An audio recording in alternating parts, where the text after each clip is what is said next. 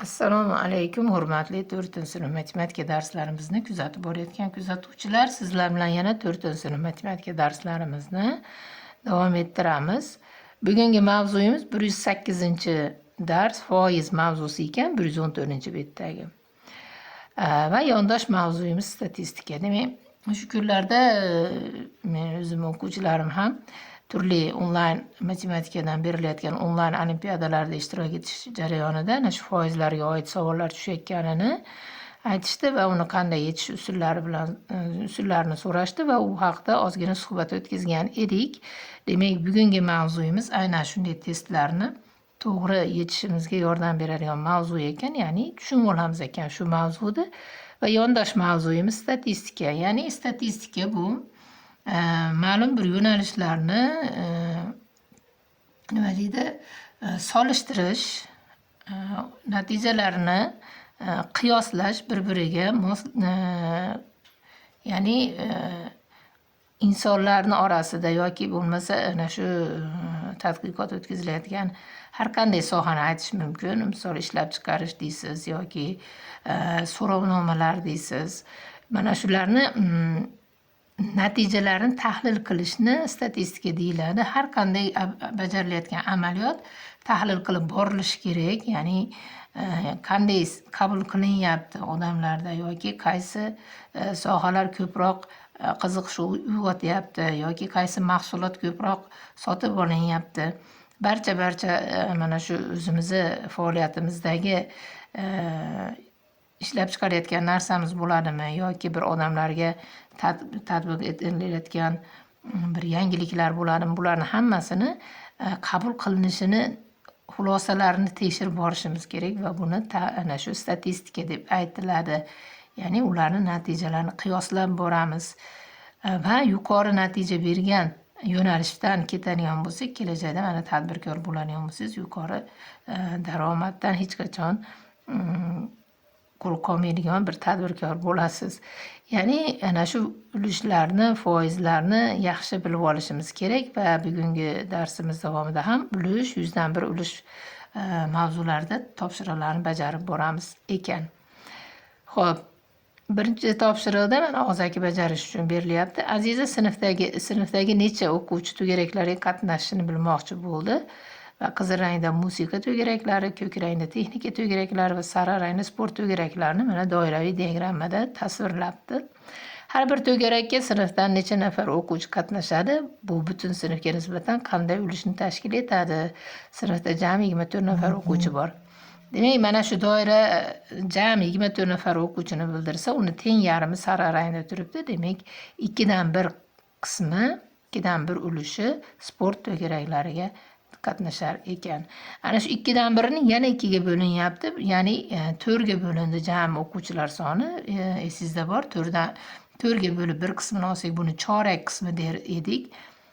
Demak, musiqa va texnika to'garaklariga teng miqdorda, ya'ni sinfdagi 4dan 1 qism o'quvchilari shu ikkita to'garakka qatnashadi ekan. Ya'ni 6 tadan bo'ladi endi bu yerda. 6 ta o'quvchi musiqa to'garagiga, 6 ta texnika to'garagiga va 12 ta bola sport to'garaklariga qatnashar ekan. Va qanday ulushni tashkil qiladi deyapti. Demak, sport to'garagiga qatnashadigan o'quvchilar 2dan 1 ulushni tashkil qiladi. Musiqa to'garagiga 4dan 1 va texnika to'garagiga ham 4dan 1 ulushini tashkil qiladi qatnashuvchi o'quvchilar. Xo'p, endi pastda berilyapti. Sonning 100dan 1 qismi foiz deb ataladimi? 1 taqsim 100, 100dan 1 qism bu 1% ga teng.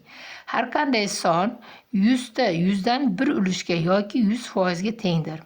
Ya'ni har qanday son 100% ni tashkil qiladi. Misol uchun sinfimizda 35 ta o'quvchi bo'ladigan bo'lsa, mana shu barcha 35 ta o'quvchi 100% ni tashkil qiladi. 30 ta o'quvchilar bo'ladigan bo'lsa, ana shu 30 ta o'quvchi 100% ni tashkil qiladi. Ya'ni to'liq holatni biz 100% deb ataymiz ekan. Har qanday narsani butun holati 100% ni tashkil qiladi. Endi uni 100 bo'lakka bo'lib 1 ni olganimizda 1% ni tashkil qiladi. Xo'p, 35 nafar o'quvchini 1% qanday bo'ladi? Uni topishimiz biroz quyiroq bo'ladi. Undan ko'ra bizda bitta o'quvchi necha foizni tashkil qilishidan kelib chiqib natijalarni hisoblash ba'zida bizga qulayroq bo'ladi. Keling hozir bu yerda tinglovchilarimizni fikrlarini chalg'itmaylik-da. Xullas, ana shu har qanday sonni to'laligi, ya'ni 100% bir ulushiga yoki 100% ga teng deyapti. Ya'ni to'la holati 100% deyiladi. Uni 100 ga bo'lib 1'ini olsak 1% ga teng bo'ladi. Xo'p, mana 100dan 1 ulushlar ko'rinishida yozing deyapti. 34%, ya'ni 100 ga bo'lib 34tasini olgan bo'lamizda, shuni shunday ko'rinishda yozishimiz so'ralyapti. Ya'ni 34% nima degani bo'lar ekan? Hop, ikkinchi topshirig'imiz bo'lyapti bu. Hop, 34% bu belgimiz. Endi bizni kuzatuvchi ustozlarimiz buni yaxshi biladi, balki o'quvchilar ham bo'lsa yoki ota-onalar bo'lsa balki biladi, baribir hamma biladi. O'quvchilarimizga demak tushuntirib ketishimiz kerak. Foizning belgisi foiz deb aytiladi. 34% demak 100dan 34 qismga teng bo'ladi deb aytilyapti.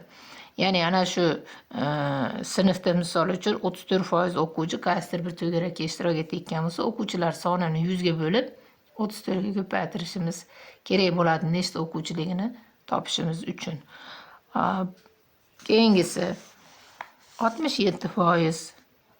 67% ham teng bo'ladi 100dan 67 ga. Ya'ni 100 bo'lakka bo'lib 67tasini olsak 67% ga teng bo'lar ekan. Xuddi shu tariqa qolgan sonlarimiz ham yoziladi. Endi 100dan 100% deyapti. Demak, bu jami degani, hammasi degani.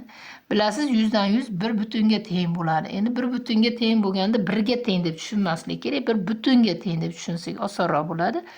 Ya'ni yana ana shu sinfimizga qaytadigan bo'lsak, 35 nafar o'quvchini 100% deb oladigan bo'lsak, barchasi kelganda 100% natija beriladi va bitta butun sinf to'laligicha darsda ishtirok etyapti degan ma'noni bildiradi. Ya'ni 1 ga teng deya olmaymiz bu yerda.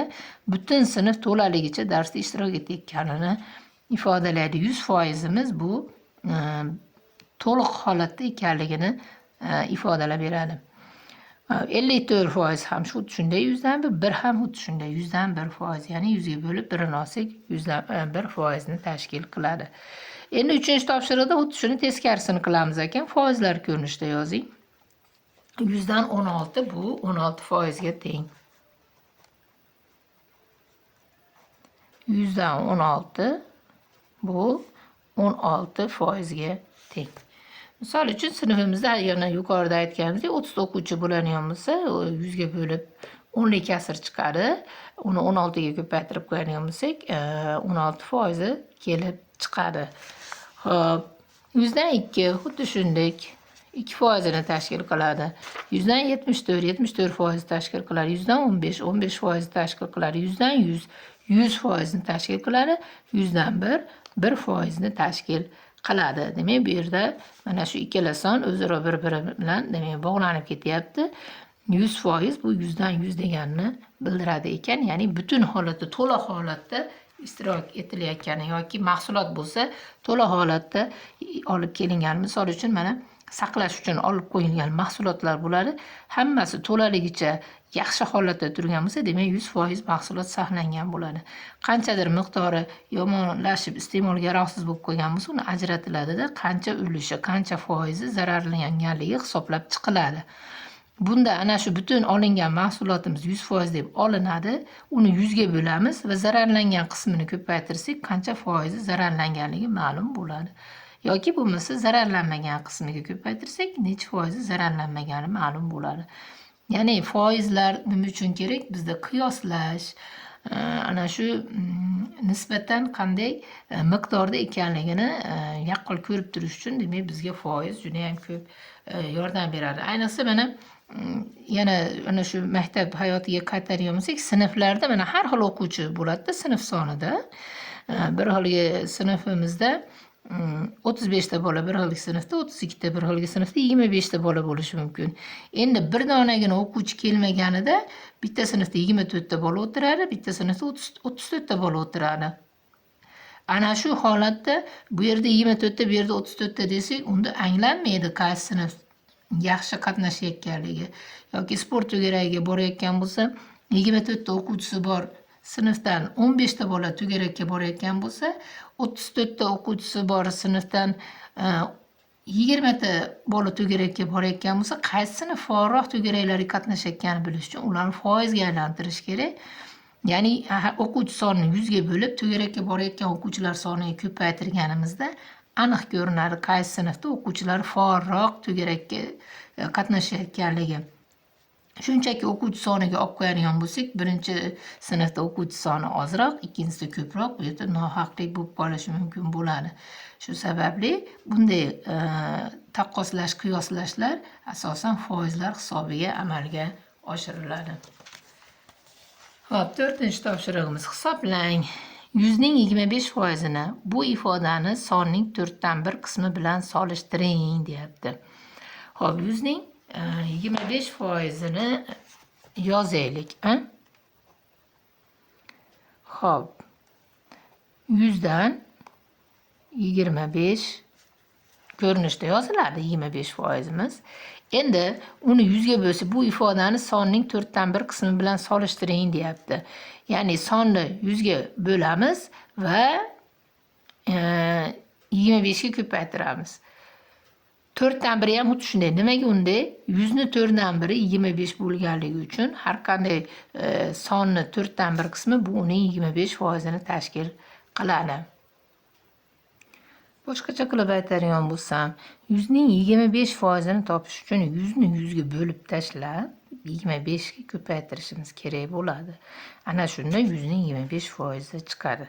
Bu albatta 25 ekanligi ma'lum. 100 ni 100 ga bo'lsak 1 bo'ladi, 25 ga ko'paytirsak 25 chiqadi. Demak, 100 ning 25% 25 ga teng ekan.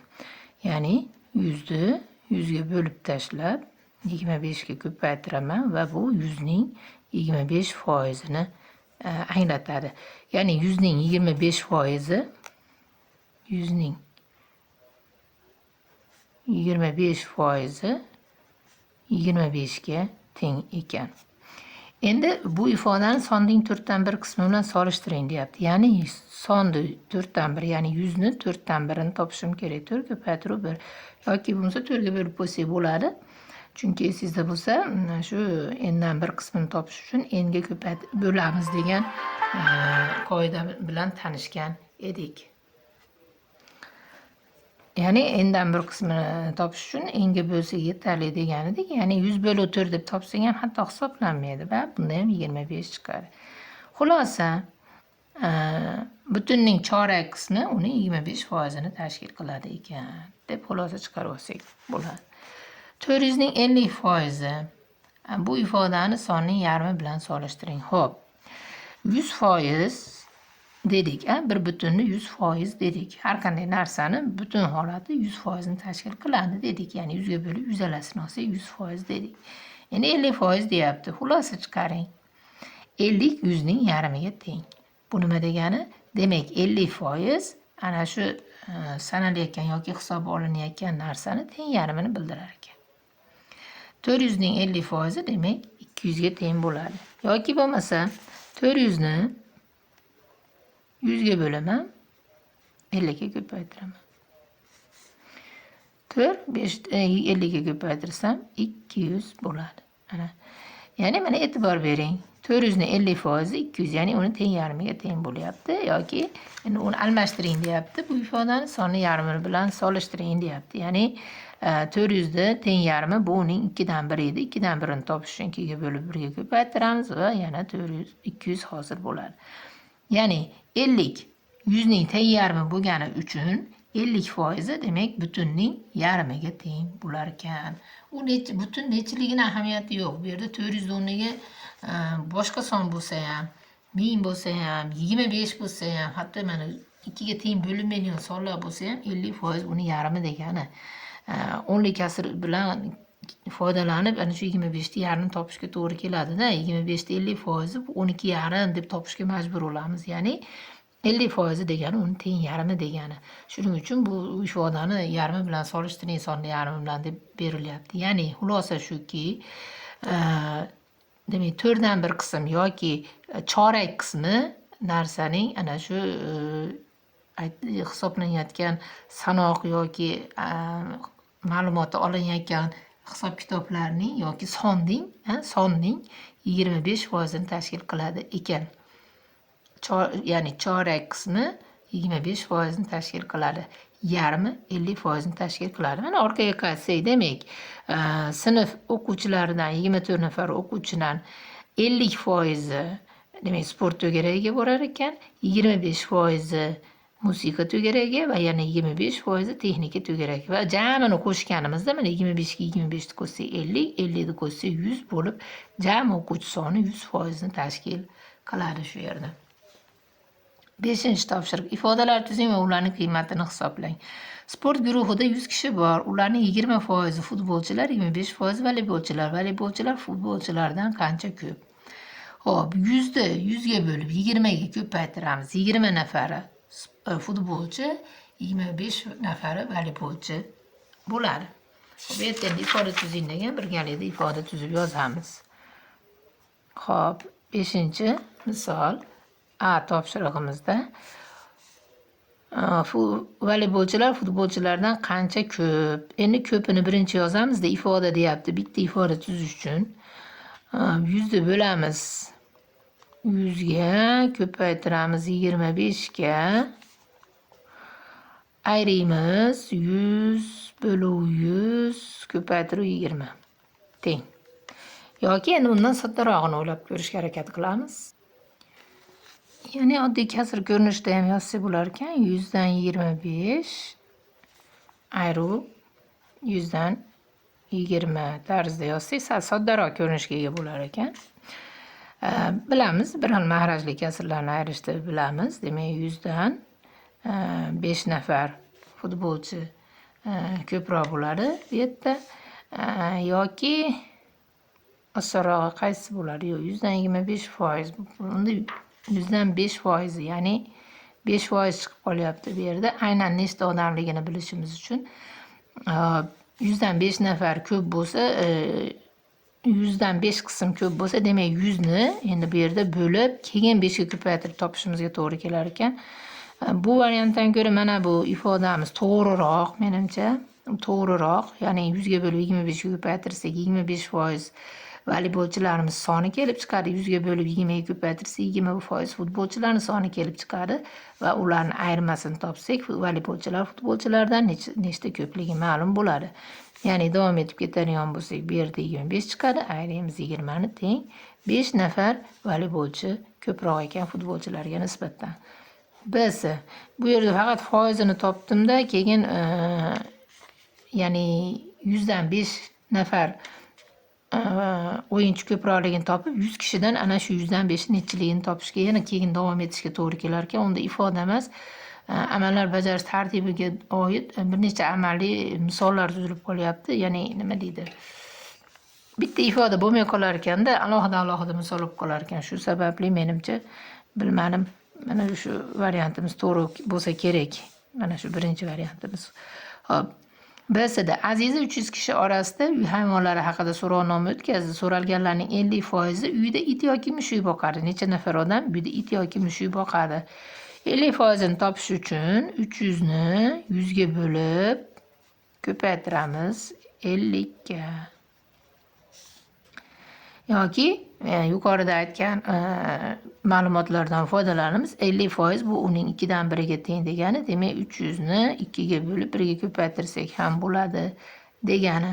Yoki 2 dan 1 ni topishni yozib qo'ysak, baribir ifodamiz shu bo'lar ekan. Har qanday holatda ham 3 chiqadi, ko'paytiramiz 50 ga. 150 nafar so'rovnomada qatnashgan ishtirokchilarimiz uyda hayvon it yoki mushuk boqishligi ma'lum bo'ladi. D topshiriqda istirohat bog'idagi konsertda 120 kishi keldi konsertga. Ularning 50% konsertni estrada maydonchasida tingladi.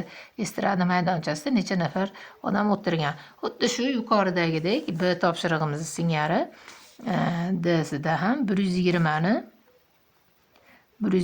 ni 100 ga bo'lib 50 ga ko'paytirishimiz kerak. Endi bu yerda o'nlik kasrga aylanib bo'lar ekan. 100 ga bölüp 52 ko'paytirish. Bu yerda bizga qulayrog'i uning 2dan 1ini topish bo'lar ekan. 120 ni bo'lamiz 2 ga ko'paytiramiz 1 ga. Bunda ham bo'lsak bo'ladi, 1,2 chiqadi. Keyin uni 52 ko'paytirsak baribir o'sha natijaga erishamiz, lekin o'quvchilarga tushunarlirog'i menimcha bu variant, ya'ni 100% bu 2dan 1 ekanligini yuqoridagi misolda 4-misolimizda tushunib oldik. Shu sababli 120 ni 2 ga bo'lib 1 ga ko'paytirib 60 nafar konsertga kelgan tinglovchilar, ya'ni konsertga kelgan tomoshabinlar 60 nafari ana shu maydonchani o'zidan kuzatganligini aniqlasak bo'lar ekan.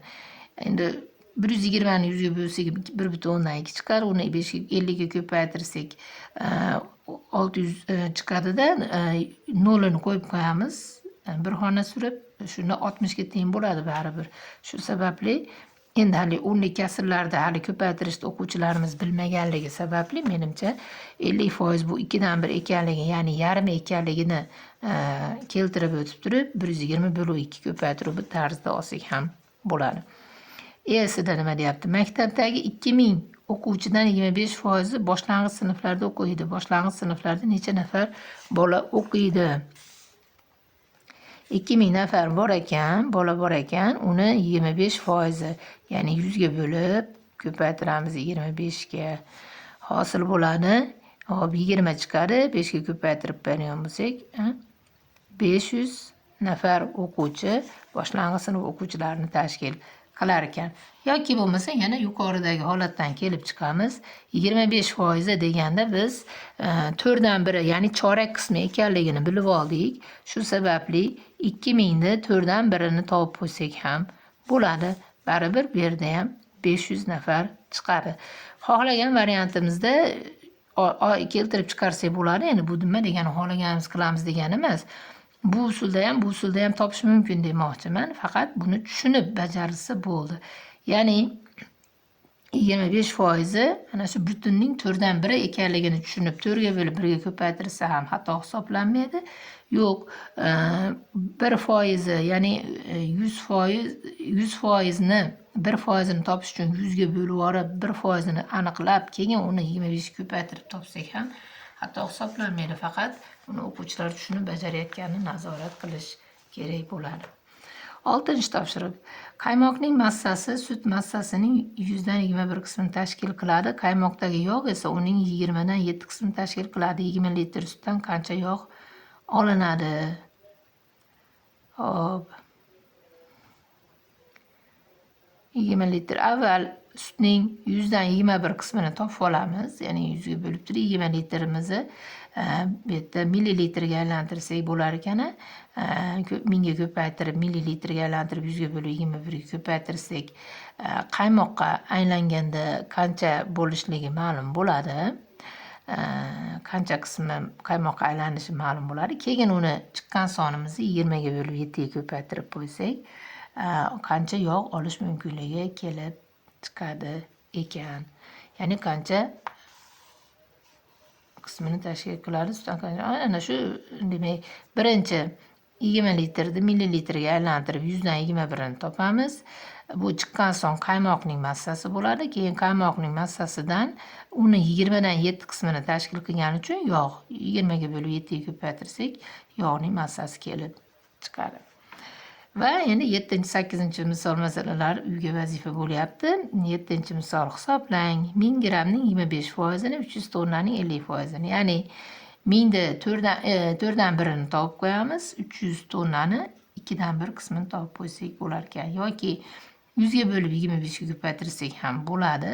4 ga bo'lib 1 qismini topib qo'ysak ham bo'ladi. Bu yerda ham xuddi shunaqa. 100 ga bo'lib 50 ni ko'paytirib topsak ham xato hisoblanmaydi. Yo'q, 2dan 1ini topib qo'ysak ham xato hisoblanmaydi. 500 santimetrning 25%. Bu yerda ham 4dan 1, 50%, 2dan 1. Endi qaysinisini tushunib bajarsa o'quvchilar, har ikkalasini tushunib ikkalasini yozsa, bu yana ham 0 ustiga 0. 800 litrning 25%ni topish uchun 800 ni 4 ga bo'lib 1ni olib qo'ysak bo'ladi. 400 kub detsimetr hajmning 50%, uni teng yarmi degani 2 ga bo'lib qo'ysak 400 kub detsimetr hajmning yarmi kelib chiqadi. Bu mana shu usuli menimcha o'quvchilarga osonroq bo'lsa kerak, 100 ga bo'lib ko'paytirishga nisbatan. Hop, 8-chi masala. Aziza tadqiqot o'tkazyapti. Maktabda necha nafar o'quvchi erta turadi? So'ralganlarning 25% erta turishni yoqtirmaydi. Yana shunchasi juda erta turadi. Qolgan 50% o'quvchi esa erta yoki kech turishining farqi yo'q. Agar maktabda jami 2200 nafar o'quvchi o'qisa, javob berganlarning har bir guruhida necha nafardan o'quvchi bo'lgan? Hop, 2200 nafar o'quvchini avval 25%ni topamiz. Bu erta turishni yoqtirmaydiganlar guruhi. Ya'ni bu 4dan 1 qismi dedik. 4 ga bo'lib 1ni olsak 25% bo'ladi. Yoki 2200 ni 100 ga bo'lib 25 ga ko'paytirsak ham 25% kelib chiqadi. Qolgan 50% yana shunchasi juda erta turadi. Demak, birinchi qilgan ishimizdan ikkita savolga javob topamiz. Ikkita guruhni topib bo'lamiz. Ya'ni erta turishni yoqtirmaydiganlari ham, juda erta turadiganlari ham bir xil qiymat miqdorda tashkil qilar ekan. Ana shu birinchi amalda topgan sonimiz har ikkala guruhga tegishli bo'ladi. Qolgan 50% o'quvchi deyapti. Endi 2 marta 25% ni olganimizdan keyin qolgan o'quvchi albatta 50% ni tashkil qiladi. Demak, ikkita 25imizni bir-biriga qo'shib 2200 dan ayirib qo'yib topsak ham ma'qul bo'ladi. Baribir to'g'ri misol bo'ladi. Yoki 2200 da 50% ni topib qo'ysak ham bo'ladi. Buning uchun 2 ga bo'lib 1 ga ko'paytirib qo'yish yetarli bo'ladi. Ya'ni teng yarmi o'quvchiga farqi yo'q. Erta turadimi, kech turadimi, holatga qarab uyg'onar ekan bular. Faqat 25% o'quvchilarimizgina erta turishni yoqtirmaydi ekan. Xo'p, har bir guruhni alohida yozib chiqamiz ekan. Keyin erta turishni yoqtirmaydiganlar, erta turadiganlar va farqi yo'qlar guruhi deb 3 ta guruhga demak 3 ta javob yozib qo'yilishi kerak bo'lar ekan va har birini soni albatta yoziladi. Menimcha qiyin bo'lmasa kerak o'quvchilarimizga, ya'ni 25% ni topish uchun 4 dan 1ni topib, 50% ni topish uchun 2 dan 1ni topib qo'yish orqali topsa, menimcha ular shu kungacha bajarib kelgan amallari, bajarib kelgan misollari qatori yechilar ekan. Menimcha shu qulayroq bo'lsa kerak. Lekin mana yuqorida aytilgandaqa 100 dan 100 bir ulushni tashkil qilishini tushunib olib, 2200 100 ga bo'lib 25 ga ko'paytirib, 2200 100 ga bo'lib 50 ga ko'paytirib foizini topsa ham bo'ladi. Endi hozir 25% bilan 50% ni biz chorak qismi va yarmidan ekanligini bilganimiz holatda osongina topib qo'yapmiz. Lekin har doim ham bunaqangi bizga nima deydi, qulay hisoblanadigan sonlar bo'lmay qolishi mumkin. Masalan, 17% ni topib bering deyishi mumkin. 22% ni, 37% ni, 48% ni topib bering desa, biz uni yarmi, choragi deb topa olmaymiz-da. Shuning uchun yuqoridagi variantni ham tushuntirib qo'yish kerak. Ya'ni 100 ga bo'lamiz va foizga ko'paytiramiz. Shunda bizga ana shu har doim ham har qanday sonlar ishtirokida ham foizni topish imkoniyatini beradi mana shu usulda hisoblashimiz. Ya'ni 2200 da 100 ga bo'lib 25 ko'paytirsak chiqqan sonimiz 25% ni tashkil qilsa, boshqa foizlarda ham masalan 18% ni toping deganda ham 100 ga bo'lib 18 ga ko'paytirish orqali bemalol o'quvchilar topadigan bo'ladi. Hozirgi holatda 4 dan 1 va 2 dan 1 bizga yordamga kelyapti.